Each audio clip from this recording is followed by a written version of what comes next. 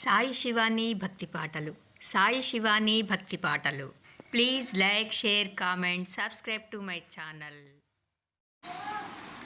ఓం శ్రీ మహాగణాధిపతయే నమః. ఓం శ్రీ గురుభ్యో నమః. ఓం నమః శివాయ. ఓం నమో వెంకటేశాయ. ఏకాదశి మహత్యంలో 53వ భాగంలో ఈరోజు పితృదేవ, ఏకాదశి వ్రతం నెపంతో ఒక స్త్రీ నీ కొడుకు ప్రాణం కోరినప్పుడు వెనకాడటం ఎందుకు? ప్రాణత్యాగానికి నేను త్రికరణ శుద్ధిగా అంగీకరిస్తున్నా. నాకింతకన్నా మిన్నగా పుణ్యం వస్తుందా? ఈ అమ్మ మనసు కోరికలు నెరవేర్చి వ్రతం సాగించుకునే చరితార్థుడవు కావలసిందే కానీ ఇలా విచారించడం నీ వంటి పురుషోత్తముకు తగునా? శరీరం అశాశ్వతమని పెద్దలన్న మాట అబద్ధమా? ఆలోచించి చూస్తే అన్నిటికన్నా నిస్సారం ఈ శరీరం. దీనికోసం విచారం ఎందుకు? పలు విధాలైన జ్వరం, ఔషధాలకు అసాధ్యంలైన కుష్టు, పాండు, ఉబ్బసం మొదలైన దుష్టరోగాలు, కఫ, వాత, పిత్త వ్యాధులు ఈ శరీరాన్ని కలిసి ఎండబెట్టి పొట్టని పెట్టుకోవడానికి కాచుకుని ఉంటాయి. అలాంటి రోగాలకు బలిచ్చే కన్నా ఇహపర సాధనము వ్రతానికి నివేదించటం ఉత్తమోత్తమైన ప్రక్రియ కదా. చర్మం కోసి సహజ కవచకుండలాలు బ్రాహ్మణునికి ఇచ్చిన కర్ణుడు ఆచంద్రార్కమైన కీర్తి సంపాదించాడు. మేనికండలు తెగకోసి డేగకిచ్చిన సిబ్బి పరమపదం పొందాడు. వెన్నెముక వేల్పులకిచ్చి దధీచి వెలకట్టరాని పుణ్యం మూటకట్టుకున్నాడు. తన తనువును త్యాగం చేసిన జీమూతవాహనుడు శాశ్వత పుణ్యలోకం పొందాడు. వీరే కాక ఎందరో మహానుభావులు ధన తన్ను త్యాగం చేసి మానవులకు మార్గదర్శకులైన వారు పురాణాలలో వినవస్తూ ఉంటారు. మరి వారి వృత్తాంతాలు తెలిసి అస్థిరమైన ఈ శరీరం కోసం ఆరాటం ముందు శాశ్వతమైన ధర్మం కోసం చర్చ ఎందుకు? నేను ఒక్కడనే పుత్రుడను, నన్ను పోగొట్టుకుంటే అపుత్రత్వం ఉత్తమగతి కలగదు అని విచారించడం ఎందుకు? 9 భార్యలున్నారు, ఏ సాధ్వికైనా కొడుకు కలగకపోడు. కాబట్టి ఏకపుత్ర విషయం గురించి విచారించవద్దు. నన్ను కూడా ఏదో అనరాని వినరాని మార్గాన వదులుకోవడం కాదే. ఏ దేవుణ్ణి నమ్మి విడవని నియమనిష్టలతో ఇంతకాలము గడిపినావో ఆ శ్రీహరి వ్రతానికే నన్ను నివేదిస్తున్నావు. ఇంతకన్నా నీకు నాకు తగిన అవకాశం ఎప్పుడు వస్తుంది?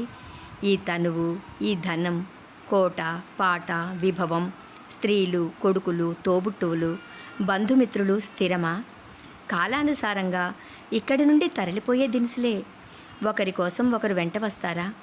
వారి వారి కర్మను అనుసరించి వారికి విధి నియమించిన త్రోవను పోయేవారే. ఈ సంబంధం వ్యక్తి కల్పించుకున్నదే కానీ ఎవరికెవరు నాయనా? అన్నీ తెలిసిన వాడవు, నీకు నేను చెప్పేవాడనా? ధర్మగతి అతివేగం గలది, దానిని అనుసరించి ప్రవర్తించాలి. ఆలస్యం చేయక పుణ్యకార్యాలు చేయడమే బుద్ధిమంతుల లక్షణం. కొడుకును చేజేతులు చంపుకోవడమా అనే సందేహం విడిచిపెట్టు. నీవు పట్టిన వ్రతం సాగించు, వైకుంఠపురవాసం సాధించు. ఇంద్రాదులు కూడా నిన్ను శ్లాఘిస్తారు అని తండ్రిని ప్రబోధించి ధర్మాంగదుడు వెళ్ళి స్నానం చేసి నూతన వస్త్రాలు వస్తువులు ధరించి వచ్చి తండ్రి ముందు పద్మాసనస్థుడై కళ్ళు మూసి చేతులు జోడించి పద్మనాభుని పాదపద్మాలను హృదయ పద్మపీఠంన భక్తిభావంతో ప్రతిష్ఠించి జ్ఞాన నిమగ్నుడయ్యాడు. మోహిని, నీ ధోరణి ఎంత వింతగా ఉంది. ఇన్నాళ్ళు మాతో ఉన్నదానవు, దేనికి మా పరిచయం నీలో మార్పు కలిగించలేదు. ఏకాదశి వ్రతం మానకపోతే కొడుకుని చంపమంటున్న నీ పద్ధతి గుడిలో ఉండి గుడితాళు కోయడం కాదా? మాకు మా పతికి దురంతమైన సంతాపం కలిగేటట్లు కొడుకు చంపవలసిందని పిడుగుపాటు కన్నా భయంకరమైన మాట నీ నాలుక నుంచి ఎలా వచ్చింది? అవునులే, గొడ్రాలికి బిడ్డకుట్లు ఎలా తెలుస్తాయి? మనసారా వరించి ప్రేమించి వెంట వచ్చానని ఈ పుణ్యపురుషునితో అంటున్నావు. నీ ప్రేమ తామరాకు మీద నీటి చుక్కలా ఉందని స్పష్టమవుతుంది. రమణుని ప్రేమ నిండుగా ఉందని క్రమ విరుద్ధంగా మాటలాడటం, చెరకు తీయగా ఉందని వ్రేళ్లతో నమలడం కాదా? నువ్వు ఎరగవు కానీ వ్రతం పాలనలో ఈయన ఎంత దృఢంగా ఉంటారు. వ్రతం మాన్పించడం నీ తరమా?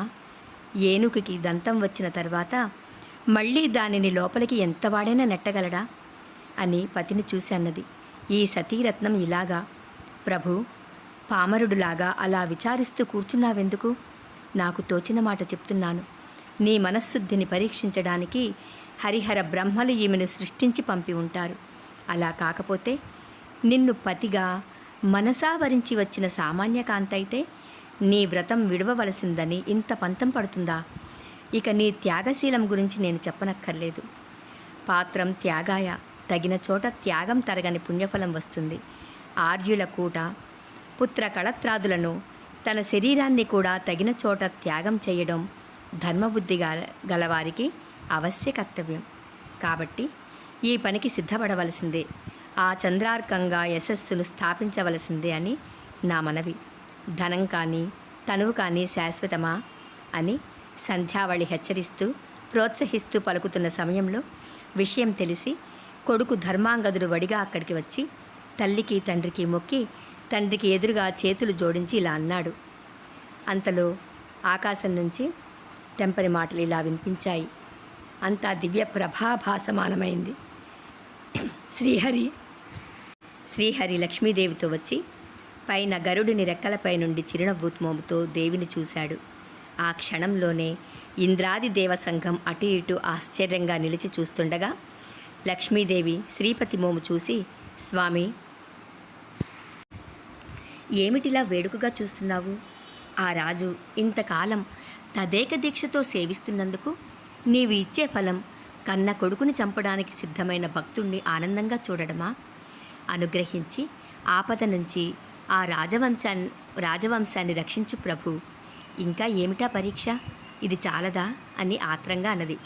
తొందరపడగు, ఏమీ వికటంగా జరగదు, చూస్తూ ఉండని అన్నాడు శ్రీహరి. రుక్మాంగదుడు దిగ్గున లేచి ఖడ్గం అందుకున్నాడు కొడుకును చంపడానికి. తెగించిన రాజును, అంగీకరించిన రాణిని, చావడానికి సిద్ధపడి కూర్చున్న ధర్మాంగదుడిని చూసి మోహిని తెల్లబోయింది. ఆమె మనస్సు పెనుగాలికి ఊగినట్టయింది. ఏదో భయం, విచారణ, ఆశ్చర్యం. ముందుకు వచ్చి కత్తితో సహా రాజు చేయి పట్టుకుని ఆగురాజా అని అరిచింది. ఏమిటి తెంపరితనం?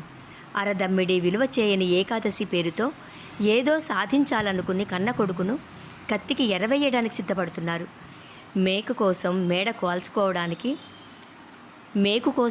కాల్చుకోవడం అంటే ఇదే కదా? హరివాసర వ్రతం వల్ల ఎప్పుడో ఏదో ఫలితం వస్తుంది, దానినెవడెరుగును? కానీ కొడుకుని చంపుకుంటే ముందు దుఃఖం, లోకంలో అపకీర్తి, ఆ పైన పాపం, ఇవి తప్పవు.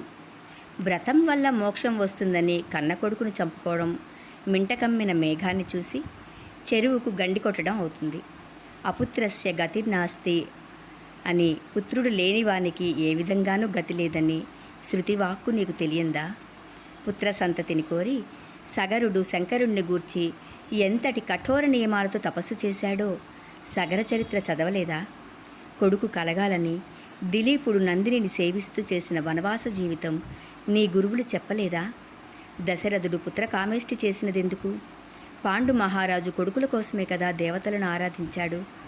మందపాలుడు, జరత్కారుడు మొదలైన మహారాజులు కొడుకులు లేకపోవడం వల్ల పుణ్యగతి పొందడానికి ఎలాంటి ఘోర తపస్సులు చేయవలసి వచ్చిందని పెద్దలు చెప్పిన కథలు వినలేదా? కామాంధుడవు నువ్వు, ఆడవాళ్ల ముందు ఆర్భాటాలు పలుకుతున్నావు, మెచ్చవచ్చు. శ్రీలోలుడు హితవు వినడు, సరే కదా, చెప్పిన వారి మీద కోపిస్తాడు.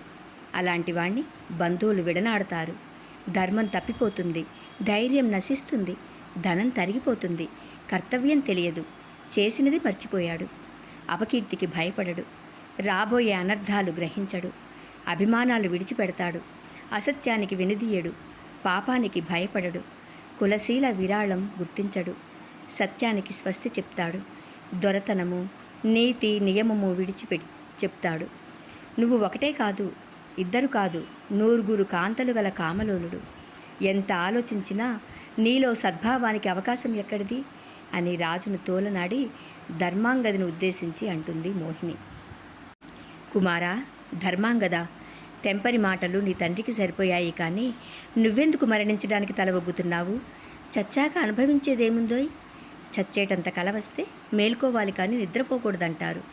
పడుచు బుద్ధులు విడిచిపెట్టు. అందచందాలకు పెట్టిన పేరుగా ఉన్న యువకుడవు. ధర్మ సాధనకు శరీరమే ప్రధాన సాధనమని పెద్దలన్నమాట వినలేదా? పనికి మాలిన వ్రతాలతో ప్రాణం వదలడం అవివేకం. ఉన్న విభవాన్ని, రాచరికాన్ని సుష్టుగా అనుభవించాలి, కానీ ఈ వెరితనం ఏంటి? బ్రతికుంటే బలుసాకైన తిని కాలం గడపవచ్చు. నీ తండ్రి కోపానికి లొంగి క్రూరంగా ప్రవర్తిస్తున్నాడు. నీకెందుకు ఈ నీచ వృత్తి?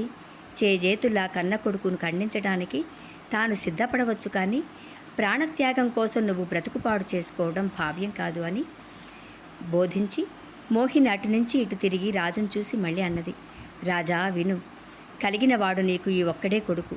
సామాన్యుడు కాడు, సౌమ్యుడు, నిర్మల చిత్తుడు, సద్గుణుడు, ధర్మపరుడు, భక్తుడు, వంశపావనుడు. రాబోయే కాలంలో మీకు ఇతడే అన్నిటికీ దిక్కు. అలాంటి ఏకైక పుత్రుణ్ణి చంపడానికి కత్తి ఎత్తటం బుద్ధిమంతుడి లక్షణం కాదు. ఎందుకీ వ్రతం? కుల వినాశకరం. ఎందుకీ పట్టుదల? తల మునిగే చెడ్డ పని. తొందరపడకు, ఆలోచించు. నీ వంశ క్షేమం కోరి నేను చెప్పేది విను. వెనుక చంపడానికి ప్రయత్నించడం నీ వెరితనం. రోకలి తలకు చుట్టమన్నట్లే అవుతుంది. మోహిని మాటను విన్నాడు రుక్మాంగదుడు. 2 మాటలు అన్నాడు. మోహిని, నీ హితబోధ ఇక చాలించు. నా నిర్ణయం విను. బ్రహ్మాది దేవతలు వచ్చి వద్దన్నా వెనుకంజ వేసేది లేదు అని మోహినిని త్రోసివేసి కత్తి ఎత్తి కొడుకు తల పట్టుగా చూసి వేశాడు. విచిత్రం, ఆ కత్తి దివ్య పుష్పమాలిక అయి ధర్మాంగదుని కంఠభూషణమైపోయింది. ఎదురుగా శ్రీమన్నారాయణుడు లక్ష్మీదేవితో ప్రత్యక్షమయ్యాడు. ఇరుప్రక్కల సనకాది మునులు భక్తితో స్తుతిస్తున్నారు. తుంబురు, నారదులు వీణలపై విష్ణుకీర్తనలు పలికిస్తున్నారు. బ్రహ్మ, శివుడు అనుచరులై వెంట ఉన్నారు. రంభాది దేవవేశ్యలు నాట్యాభినయాలు చేస్తున్నారు. వ్యాసాది భాగవతులు శ్రీహరి మహాత్యం వినిపిస్తున్నారు. సిద్ధ గంధర్వాదులు చేతులు జోడించి ప్రక్క నిల్చున్నారు. క్రతువులు, ఋతువులు, కాలాలు, వేదాలు, నదులు, నిధులు, వనధులు, యతులు, వాక్పతులు, బ్రహ్మాండములు, తుండము, రుద్రులు, అద్రులు, చతుశ్రుతి, గతులు, దైత్యులు, భృత్యులు, ధర్మములు, కర్మములు, దినములు, ఘనములు, దిశలు, నిశలు, పక్షములు, వృక్షము, పవనాలు, సవనము, మందులు, మంత్రాలు, తంత్రాలు, మణులు, ఘృణులు, ఆగములు, వల్లులు, నగములు, కుంజాలు, చౌషష్ఠి కళలు, వేదాధ్యయన రతులు, యతులు, ప్రతులు, భక్తులు, ఇతిహాస సూక్తులు, కవులు, భైరవులు, నిజమూర్తులు ధరించి శ్రీహరి ముందు నిల్చున్నారు. ఇంద్రుడు, అగ్ని, యముడు, నిర్భీతి, వరుణుడు, వాయువు, కుబేరుడు, ఈశానుడు శ్రీహరి పాదసేవకులై ఉన్నారు. గిరిజ, భారతి, శచి వింజామరులు వీస్తున్నారు. మదనుడు, స్కందుడు, వినాయకుడు నుతులు చేస్తున్నారు. ఇలా మహోన్నత దివ్య వైభవముతో సర్వేశ్వరుడు, ఇందిరారమణుడు శ్రీహరి ప్రత్యక్షం కాగా అందరూ సంభ్రమాశ్చర్యాలకు లేచి వరుసగా నిల్చుని శిరసులు వంచి చేతులు జోడించి భక్తితో మొక్కి స్తుతించారు. వారిలో ముందున్న రుక్మాంగదుడు సాష్టాంగ ప్రణామం చేసి లేచి ఇలా స్తుతించాడు. 53, 54, 55, 56 భాగాలు సంపూర్ణం. ఓం నమః శివాయ. ఓం నమో వెంకటేశాయ.